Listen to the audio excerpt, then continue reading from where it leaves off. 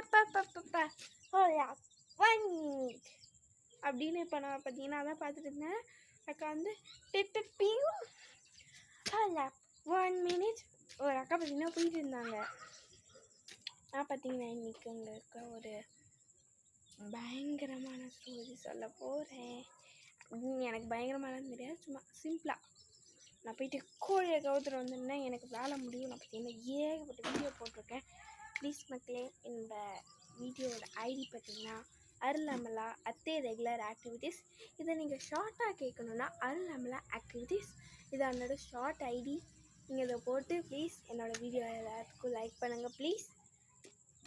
அப்புறம் எனக்கு லைக் பண்ணுங்கள், ஷேர் பண்ணுங்கள், சப்ஸ்கிரைப் பண்ணுங்கள் ப்ளீஸ் மக்களே.